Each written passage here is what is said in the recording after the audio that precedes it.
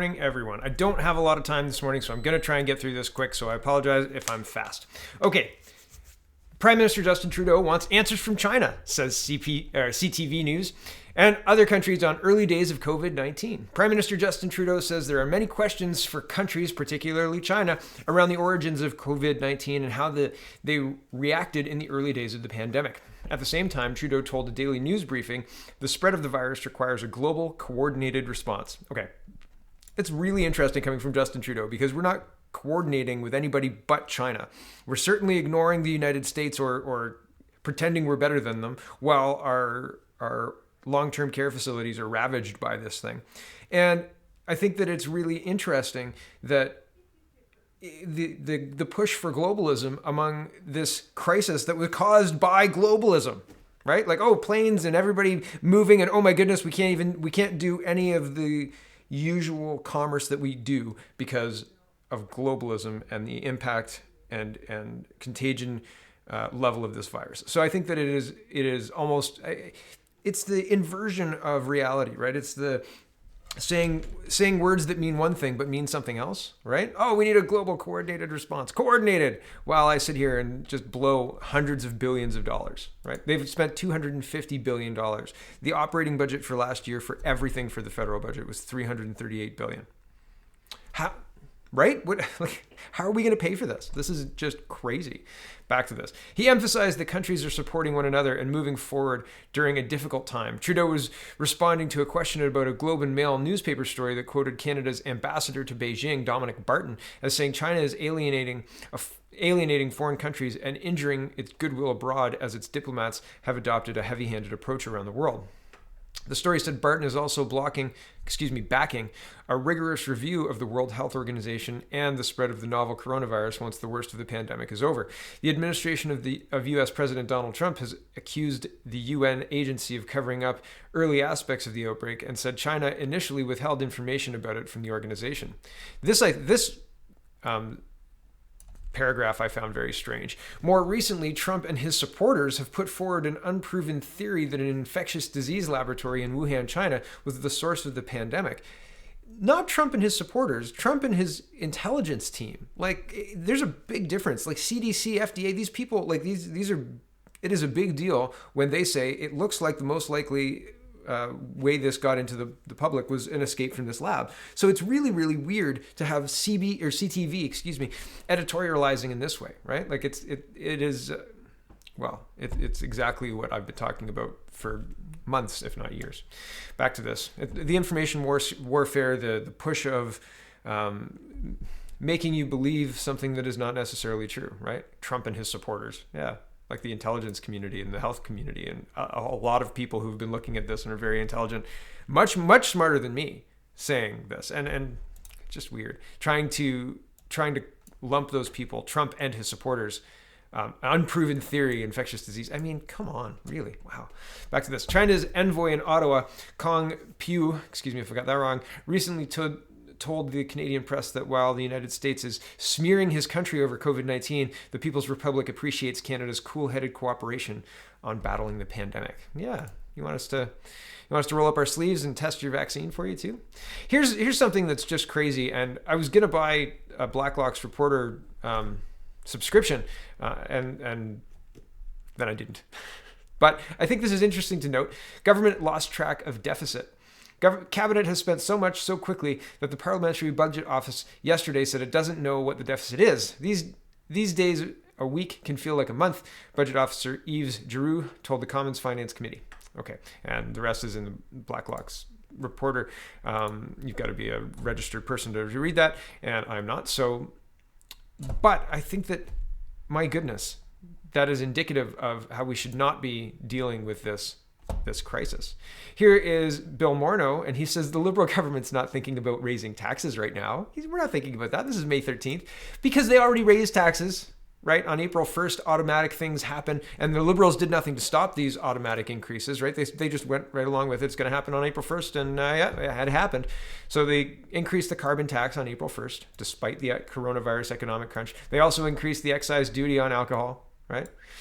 On spirits, wine, beer. As of April 1st, the Canada Revenue Agency advises that the excise duty rates will increase on spirits, wine, beer, tobacco, cannabis products. Under the Excise Act of 2001, the rates of excise duty on beer, spirits, wine, tobacco are adjusted annually every April 1st based on changes to the consumer price index. And of course it went up, right?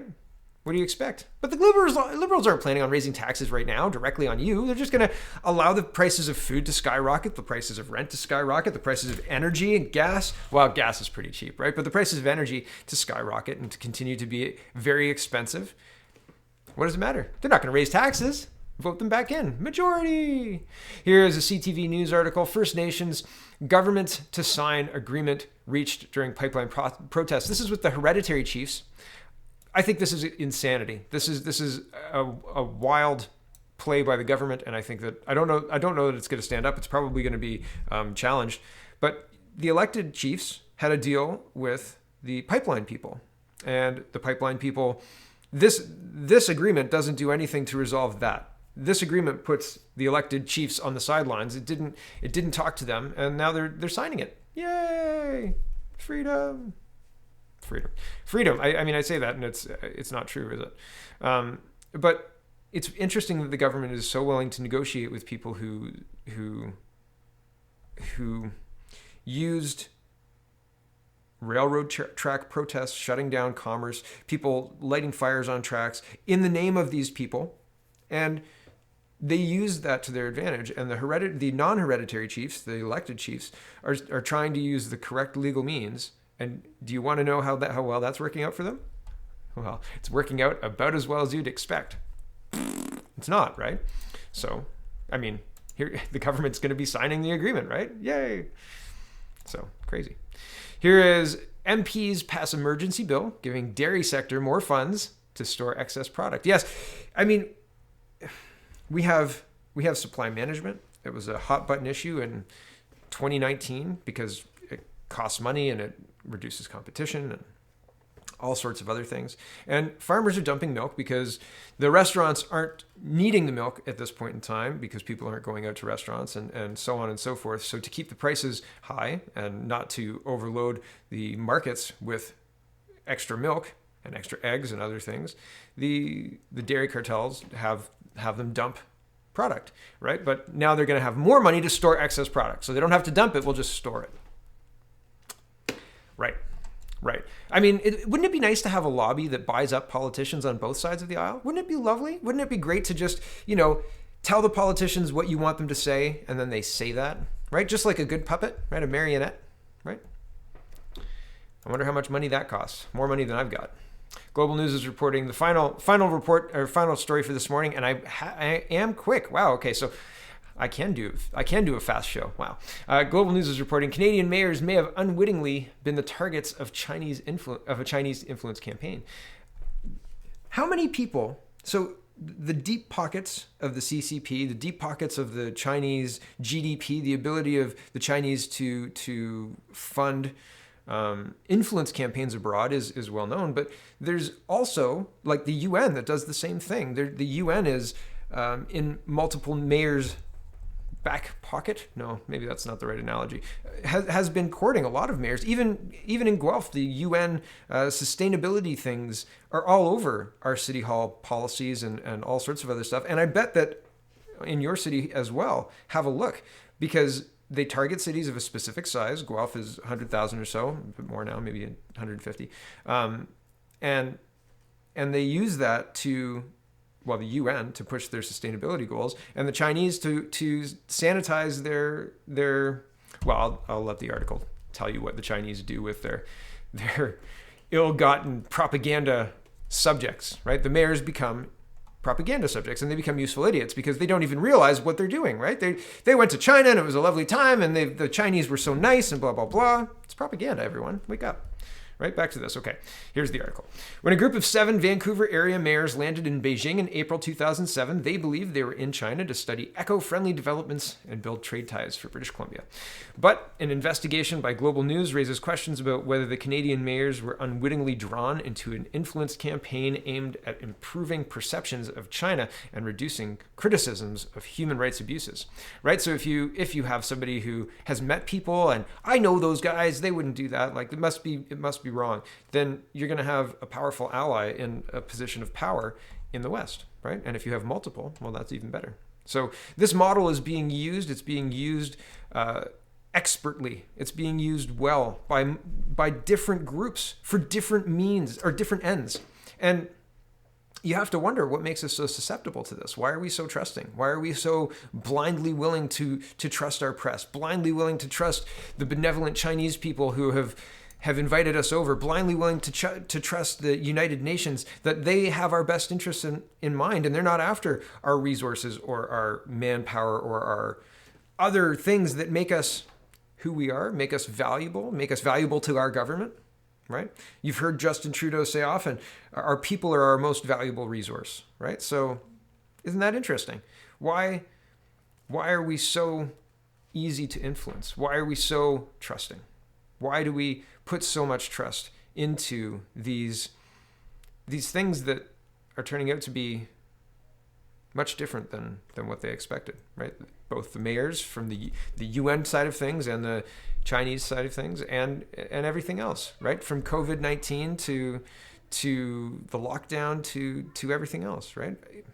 I understand that the people who are supposed to be governing us, we should believe that they have our best interests at heart in mind, but their actions belie that, right? Like the numbers for COVID-19 don't necessitate the lockdown.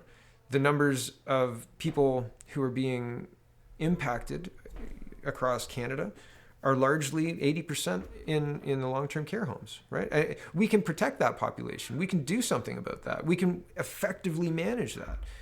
But not if everybody's willing to just fall in line and do what they're told without questioning why. Like, what's the goal? At first, the goal was to flatten the curve.